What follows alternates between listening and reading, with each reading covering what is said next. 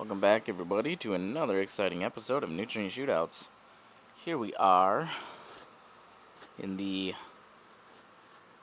lab.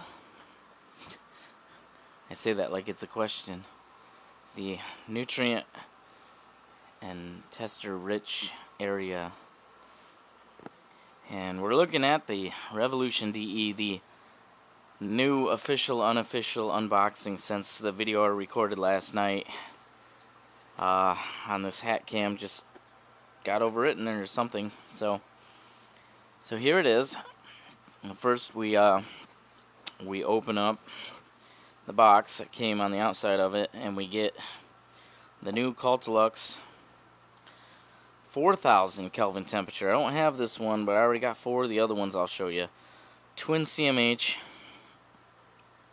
1000 watt DE, ceramic metal halide. They have a CRI of 96 on this one.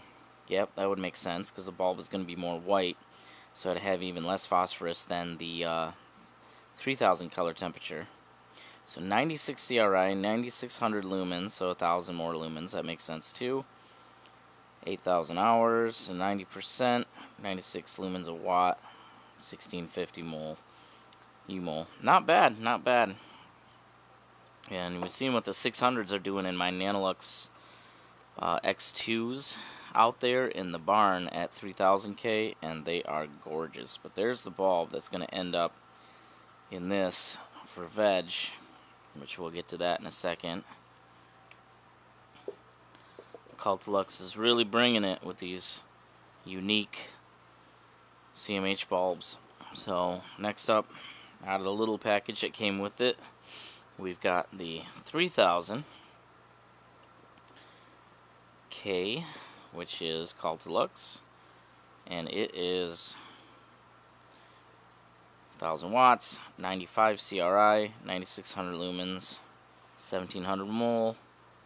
We'll open her up here. The same two elements, 500 watts apiece.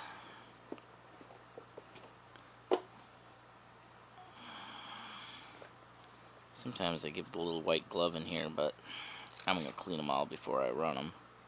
So there's that one, looking real good. 3000 DE. Very nice. Now on to the main show.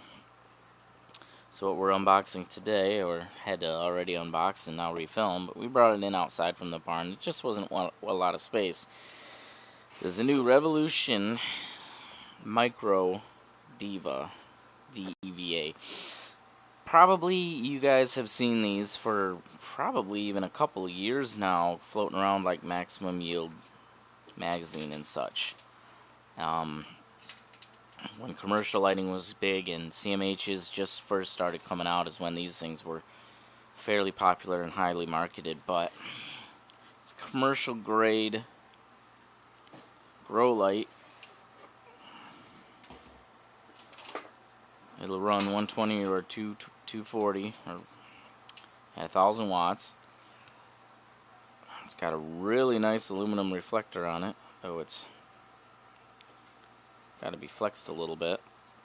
It's I would say it's a deeper reflector, a little bit of that like point and outward arc, like a just-a-wing base. A little bit deeper reflector than like my Nanoluxes have, for sure. So it's got a pretty nice socket function, so we're going to play with that and see how they want to do all that. It's like it just slides back, bulb goes in and slides forward. But pretty slim profile. Should be able to hang it pretty high. The ballast is integrated and has a nice heat sink on the back of it. I put the hanging hooks on already, so we're going to put this in the new Vivosun 3-in-1 tent. On this side we have our power plug, and we have our communication, which is just an RJ45 telephone cable with splitters, so you should be able to fire a bunch of these just by, I guess you could say, wire them in series. But off 60%, which means I can also run the single element 600 CMH, which may even be a better option for that tent, depending on what the efficacy is going to be when we test it. If the ppfd is too high at like even 100 on the bulbs they want me to run, I'll probably end up just doing a 600.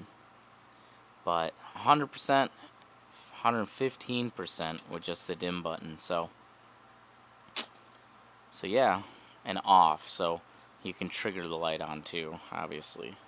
So we're gonna run it 240 volt, and we're gonna accompany it actually with this LED in that tent for the veg area later on when we're actually doing the seed pop. And I've got a couple purples to go with it for the clones for the perpetual growing that tent is really designed for. So that's it. The Revolution 1000 watt integrated lighting system. And yeah. So I'm gonna put the 4000 bulb in right now, just because looks like these ones are cut down a little bit, so that's good. They had a manufacturing where these leads were a little too long. I'm gonna put this bulb in right now because I won't do a hanging video because that won't be till like 8 o'clock tonight, and I need to get this one uploaded for y'all to check out. But I want to get it hung. We're just gonna put it on its back here, keep it nice and clean. So it looks like, I hope I got my hat on right and everything is framed up like right center for you guys. I don't know where to put my knife, so let me just grab out my pen here. I always like trying to push those deeper in, but you mount it and then you slide it.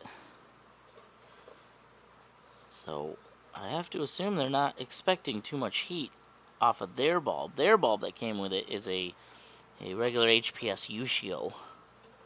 Nice bulb, but not for the scope of what we're actually trying to do here.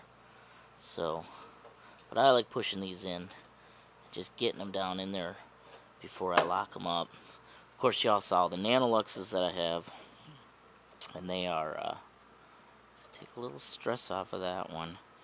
Try to line it up a little better. They have the white ceramic and all that going on.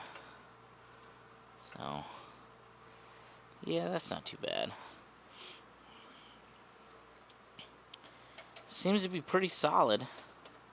I mean, it's screw mounted right there, screwed together on the edge, or riveted. That rivet's not great, not super tight, but nice,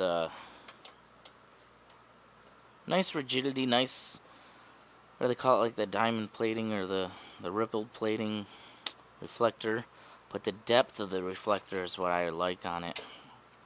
So, not bad. So, we'll get this hung up in the tent. So next time you see it, you'll see it running with this bulb, and then we'll put a couple other different bulbs in that I have that it'll fire, and we'll have the power meter and PPFD and all that stuff, and actual power draw through my kilowatt clone, and we'll go from there.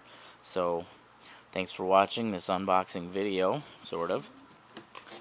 I'm your host, OSP, from Nutrient Shootouts, and this has been the Revolution Micro DEva commercial grow light.